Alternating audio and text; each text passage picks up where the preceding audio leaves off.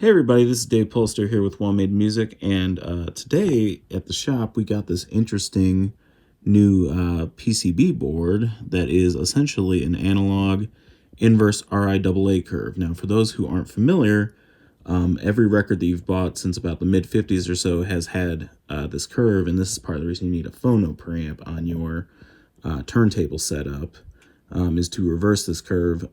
Essentially what we have here is a fairly basic circuit, and I have done a little demo here to kind of help explain what exactly is literally being cut onto the surface of a lacquer when you get a record cut.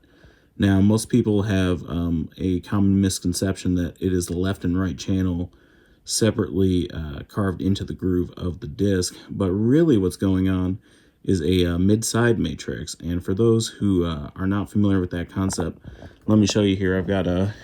I recorded a little bit of audio from a track by the group Sweet Nothings, which I had the pleasure of mastering here at Well Made, and I used it as a demo purpose here to give you an illustration of what exactly is happening at the cutter head on a Neumann VMS 70 cutting rig or any comparable cutting rig. Now the amplifier rack that you see here has the inverse RIAA curve already inside of it, so this is not used for this specific rig, but I actually purchased this for our other studio, the Ernest Tube, to possibly use in line for cutting there with a known quantity curve. So without further ado, let me give you a little demo here, and I'm going to roll the audio a little bit here too so I can hopefully sync this up later.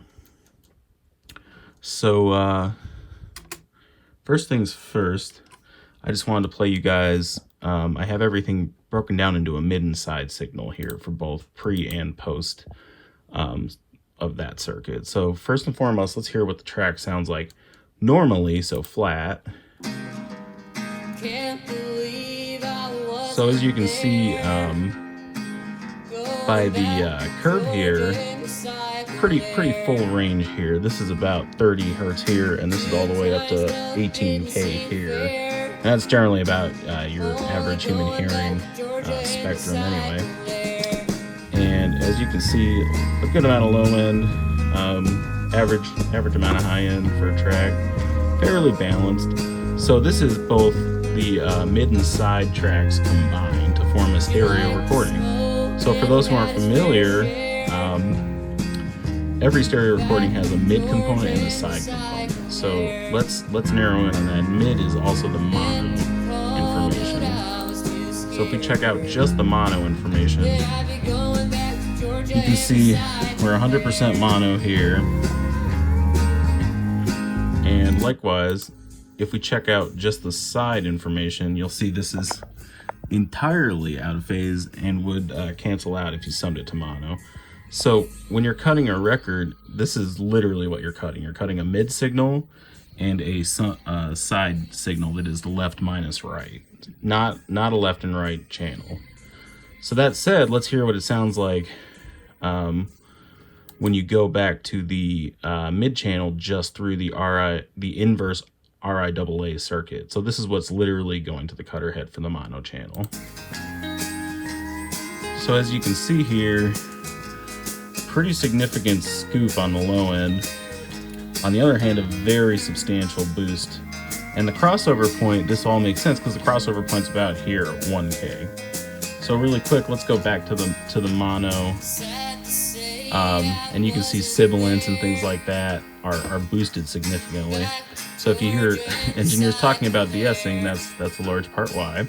So let's go back for comparison to the full range version without the RIAA curve. So you can see here, our low end's back, our high end's back down. Just for comparison's sake, let's go back here. You can see a significant boost, and you can hear a significant boost too. So likewise, while we're at it, let's check out the side post IRAA. So we're not going to see any visuals here because it's completely out of phase, of course. But you can hear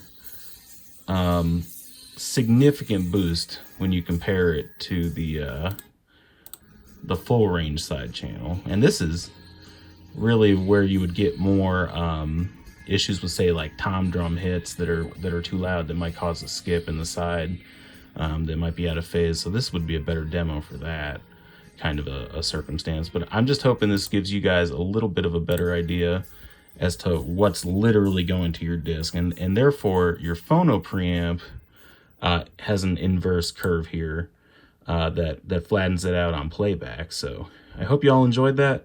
That's the best demo I could come up with for this. And once again, very interesting circuit here. Montronix MRIAA Rev 3B. So I ran that audio through that, and I just wanted to give you guys an idea. So once again, this is what's going on at the cutter head. Not a left and right channel, a mid and side matrix. And this also helps ensure mono compatibility for older rigs too. If you're using an older turntable, part of the genius of that design is that it's also compatible with mono systems. So hope you all enjoyed this, and I am happy to answer any questions. If anybody has any, just leave them below and we'll get to them. Thanks.